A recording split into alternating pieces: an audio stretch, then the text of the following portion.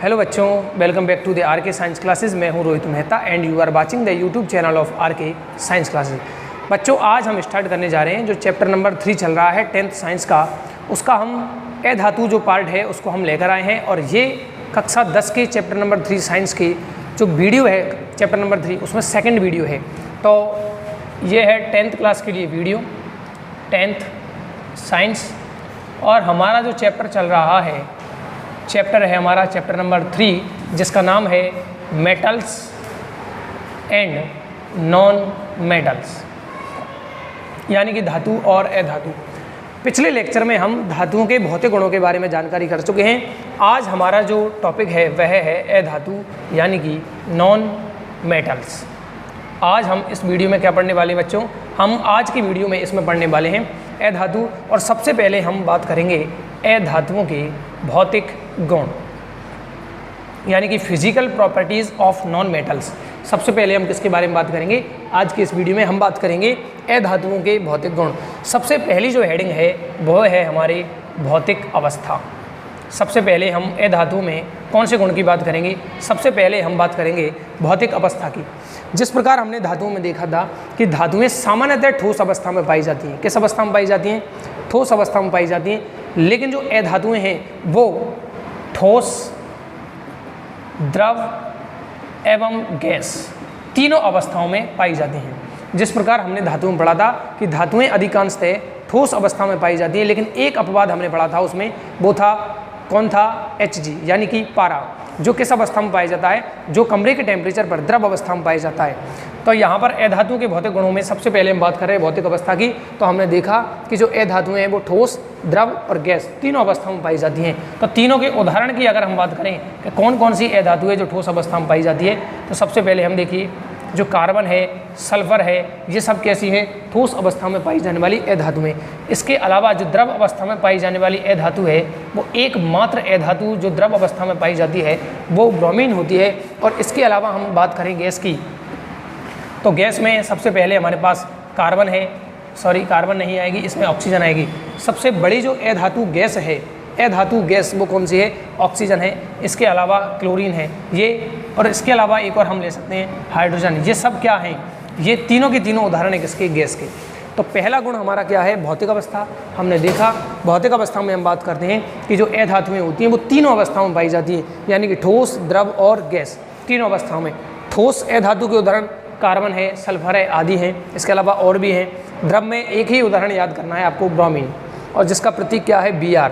और गैस में हम याद कर सकते हैं ऑक्सीजन है, क्लोरीन है, इसके अलावा हमारे पास हाइड्रोजन है, इसके अलावा हम एक और ले सकते हैं नाइट्रोजन है। ये सब कौन है? ये सब अधातु हुए भी गैस हैं। यानी कि धातुओं में हमने पढ़ा था धातुएं ठोस होती हैं, लेकिन यहाँ पर हम लिख रहे हैं ठोस, द्रव और गैस तीनों अवस्थाओं में पाई जाती हैं। दूसरा, भौतिक अवस्था के बाद हम लेते हैं दूसरा गुण, और इसे हम लेते हैं शाइनिंग यानी कि चमक। तो हमने पढ़ा था धातुओं में कि धातुएं सामान्यतः या प्राय कैसी होती हैं? चमकदार होती हैं। लेकिन जो अधातुएं हैं वो कैसी होती हैं? चमक रहित होती हैं। जो अधातुएं हैं वो कैसी होती हैं? चमक रहित। लेकिन इसका एक अपवाद है। तो क्या लिखा हमने? चमक कैसी होती हैं? तो हम लिखेंगे कि प्राय अधातुएं चमक रहित होती हैं, यानी कि चमकीली नहीं होती हैं। इसका अपवाद क्या है? तो इसका अपवाद हम लिखते हैं आयोडीन। इसका अपवाद हम क्या लिखते हैं? आयोडीन, जिसका प्रतीक क्या है? I। आयोडीन क्या है? तो आयोडीन अधातु है लेकिन ये चमकदार है, यानी कि आयोडीन कैसा होता है? चमकदार होता है। इसके बाद दूसरे गुण के बाद हम लेते हैं तीसरा गुण जो कि है भंगुरता। क्या है तीसरा गुण? भंगुरता।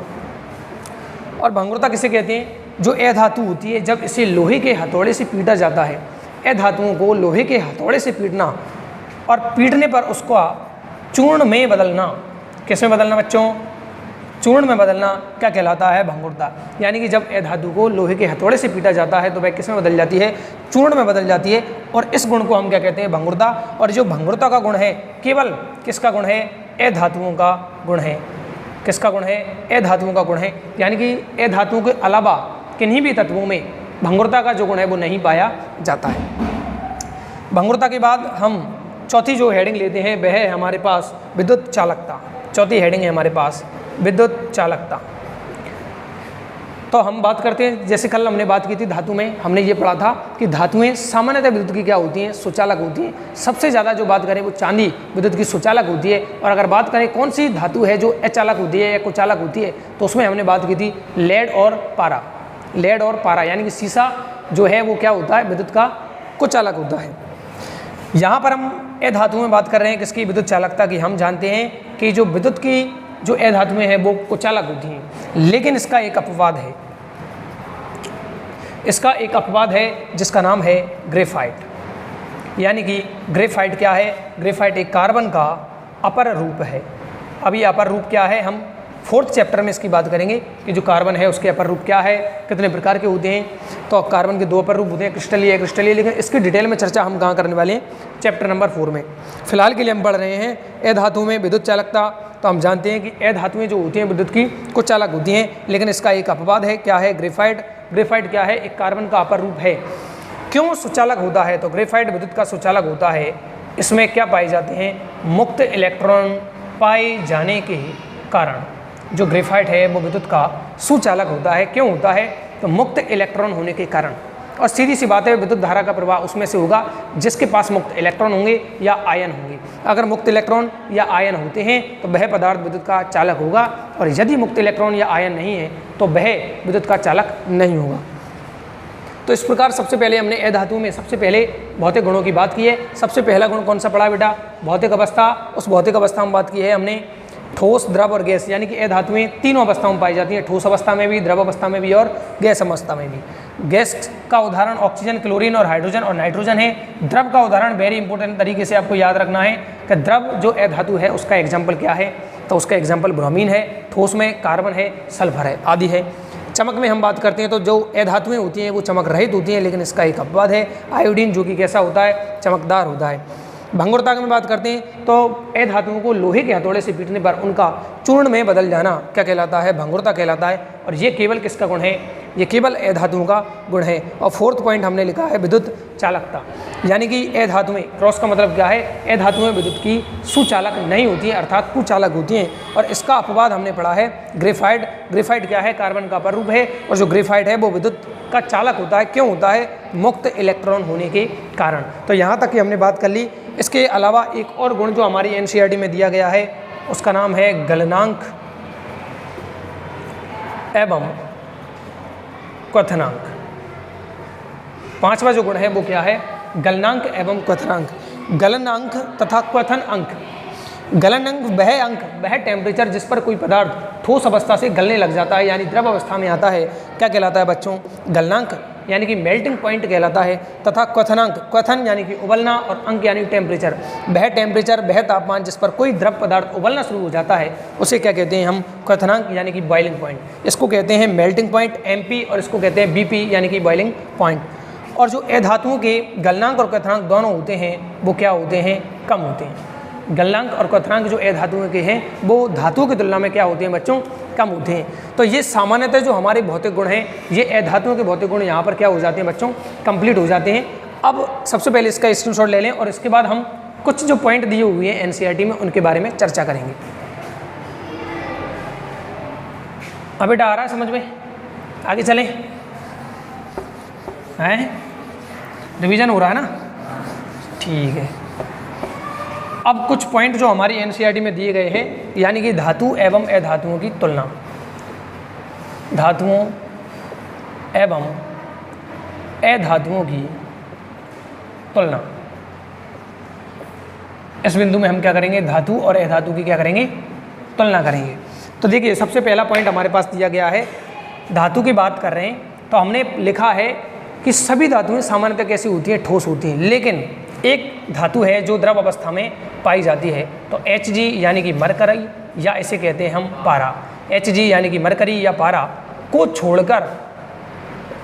छोड़कर सभी धातुएं कैसी होंगी बेटा, सभी धातुएं ठोस होती हैं। किसको छोड़कर, मात्र पारा जो है वो कैसा होता है, जो पारा है वो द्रव अवस्था में पाया जाने वाला धातु है। कैसी धातु है, द्रव अवस्था में पाई जाने वाली एकमात्र धातु है जो कमरे के टेम्परेचर पर क्या है, याद रखेंगे कमरे के टेम्परेचर की बात कर रहे हैं, वरना हम लोहे को भी 1593 डिग्री सेल्सियस पर, कितने 1593 डिग्री सेल्सियस पर लाएं तो लोहे को भी हम द्रव अवस्था में ला सकते हैं। लेकिन हम बात कर रहे हैं कमरे के टेम्परेचर पर, और कमरे का टेम्परेचर का मान कितना माना जाता है, तो कमरे का टेम्परेचर माना जाता है 25 डिग्री सेल्सियस। इस 25 डिग्री सेल्सियस पर जो धातु है हमारे पास वो मरकरी है, जो किस अवस्था में पाई जाएगी, द्रव अवस्था में। तो पहला पॉइंट कह रहा है कि Hg यानी कि मरकरी या पारा को छोड़कर शेष सभी जो धातुएं हैं वो सामान्य कमरे के टेम्परेचर पर क्या होती हैं, ठोस होती हैं। इसके अलावा दूसरे पॉइंट की हम बात करते हैं, इसमें हम धातुओं का गलनांक और क्वथनांक की बात करते हैं। तो धातुओं का गलनांक यानी कि मेल्टिंग पॉइंट एंड क्वथनांक यानी कि बॉइलिंग पॉइंट, धातुओं का Mp एवं Bp क्या होते हैं, अधिक होते हैं किसकी तुलना में, अधातुओं की तुलना में। किसकी तुलना में, अधातुओं की तुलना में क्या होते हैं, अधिक होते हैं धातुओं का क्या, मेल्टिंग पॉइंट एवं बॉइलिंग पॉइंट किसका, धातुओं का, किसकी तुलना में, अधातुओं की तुलना में। लेकिन कुछ अपवाद हैं, कौन कौन, Ga यानी कि गैलियम, और दूसरी है सीजियम। दूसरी क्या है बेटा, सीजियम। गैलियम और सीजियम दो ऐसी धातु हैं जिनके गलनांक तथा बॉइलिंग पॉइंट यानी कि क्वथनांक बहुत कम होते हैं। कौन कौन सी धातु हैं जिनके गलनांक और क्वथनांक बहुत कम है, तो पहला एग्जाम्पल है गैलियम और दूसरा एग्जाम्पल है सीजियम। प्रश्न आने के चांस ज़्यादा हैं। गैलियम और सीजियम इनके गलनांक और क्वथनांक इतने कम होते हैं, और विशेषकर हम बात करें गलनांक की, तो गलनांक इतना कम होता है इसका कि इसे मात्र हथेली पर रखने पर ये किस अवस्था में आ जाती है, द्रव अवस्था में आ जाती है। यानी कि जैसे ही मान लो ये मेरे पास कोई धातु है जिसका नाम मैं क्या मान लूँ, गैलियम, तो जैसे ही इसको मैं हथेली पर रखूँगा, अभी ये ठोस अवस्था है, कुछ देर बाद ये द्रव अवस्था में यानी कि मेरे हाथ से नीचे रिसने लग जाएगी। तो इसको हम कहते हैं इसका गलनांक का कम होना। तो कौन कौन सी धातु हैं जिनके गलनांक और क्वथनांक कम होते हैं, गैलियम और सीजियम। तो मेरा बेटा समझ में ठीक है। इसके बाद हम तीसरे पॉइंट में बात करते हैं कि अधातु होते हुए भी जो आयोडीन है, अधातु होते हुए भी आयोडीन है, वो कैसा होता है, चमकदार होता है। अधातु है लेकिन फिर भी ये कैसा होता है, चमकदार। क्योंकि अभी कुछ देर पहले हमने बताया कि जो अधातुएं वो चमक रहित होती हैं, लेकिन ये क्या कह रहा है कि जो आयोडीन है वो अधातु है लेकिन फिर भी ये क्या है, चमकदार है। चौथे पॉइंट में हम बात करते हैं सोडियम, पोटेशियम तथा लिथियम, तीन ऐसी धातुएं हैं जो कठोर नहीं होती हैं, और कल हमने लिखा था कि इन्हें चाकू से आसानी से काटा जा सकता है। तो तीन ऐसी, या दो में आता है कि किन्हीं दो धातुओं के नाम बताइए, तो हमें याद रखने सोडियम, पोटेशियम तथा लिथियम ऐसी धातुएं हैं जो कठोर नहीं होती, यानी कि इन्हें चाकू से आसानी से काटा जा सकता है। एक ये वाला प्रश्न और एक धातुओं को काटा जा सकने वाला प्रश्न, ये दोनों प्रश्न 10th की दृष्टि से सबसे इंपॉर्टेंट प्रश्न है, जो 1 नंबर में पूछे जाने की संभावना सर्वाधिक है। इसके अलावा हम बात करते हैं जो ग्रेफाइट है वो अधातु है, ग्रेफाइट है वो अधातु है, लेकिन फिर भी ये विद्युत का क्या है, विद्युत का सुचालक है। इसकी अभी हम कुछ देर पहले चर्चा कर चुके हैं कि जो ग्रेफाइट है वो अधातु है, फिर भी ये विद्युत का कुछ सुचालक होता है। कारण क्या है इसका, तो इसका कारण है कि ग्रेफाइट में क्या पाए जाते हैं, मुक्त इलेक्ट्रॉन पाए जाते हैं। और अभी थोड़ी देर पहले मैंने इसका कारण बताया था कि कब विद्युत का सुचालक होगा और कब विद्युत का कुचालक होगा, सुचालक होगा, इसके बारे में अभी थोड़ी देर पहले जानकारी की। तो ये हमने क्या किया है, धातुओं और अधातुओं की तुलना की है। ये अपने लोहे के गलनांक की बात की थी, कमरे के टेम्परेचर की बात की, तो मैंने इन्हों को हटा दिया है। सबसे पहले पॉइंट में हमने बात की कि जो पारा है उसको छोड़कर शेष सभी धातुएं कमरे के टेम्परेचर पर क्या होती हैं, कठोर होती हैं, ठोस होती हैं, और पारा क्या होती है, द्रव। धातुओं का गलनांक और क्वथनांक क्या होता है बच्चों, अधिक होता है किसकी तुलना में, अधातुओं की तुलना में। लेकिन इसका धातुओं का अपवाद है, कौन सा, गैलियम तथा सीजियम, दो ऐसी धातुएं हैं जिनका गलनांक और क्वथनांक दोनों ही कम होते हैं, और गलनांक तो इतना कम होता है कि हथेली पर रखने पर ये द्रव अवस्था में आ जाती हैं। तीसरा पॉइंट है अधातु होते हुए भी आयोडीन कैसी होती है, चमकदार होती है। सामान्यतः अधातुएं चमक रहित होती हैं, लेकिन आयोडीन क्या है, चमकदार होती है। सोडियम, पोटेशियम और लिथियम तीन ऐसी धातुओं के उदाहरण हैं जो सामान्य कमरे के टेम्परेचर पर, तापमान पर कठोर नहीं होती हैं, और इन्हें चाकू से आसानी से काटा जा सकता है। ग्रेफाइट की हमने बात की, ग्रेफाइट अधातु है लेकिन फिर भी विद्युत का सुचालक होता है। इसका कारण क्या है, मुक्त इलेक्ट्रॉन होना। तो बच्चों इस लेक्चर में, आज की वीडियो में हमने बात की है कि जो अधातु हैं उनके क्या भौतिक गुण हैं, और दूसरा हमने इसमें ही बात की है कि धातु और अधातु में क्या समानता है या क्या भिन्नता है, यानी अंतरों की, यानी कि तुलना की बात की है। अगले लेक्चर में हम बात करेंगे कि धातुओं की आपस में क्रिया करवाई जाए, धातु की अधातु से, या धातु की वायु से क्रिया करवाई जाए, जल से क्रिया करवाए, धातु के अन्य धातु के लवण के विलयन से क्रिया करवाई जाए, और पांचवी उसमें हम हेडिंग पढ़ेंगे जो है सक्रियता सारणी। तो अगले लेक्चर में हम हमारा इस जो चैप्टर है उसका सेकंड टॉपिक जो मेन है उसकी चर्चा करने वाले हैं। तब तक के लिए हमारी वीडियो को देखते रहें, और अगर वीडियो पसंद आता है तो उसको लाइक करें, अपने दोस्तों के साथ शेयर करें, और चैनल को सब्सक्राइब करना ना भूलें। तब तक के लिए जय हिंद, जय श्री राम, जय श्री राम।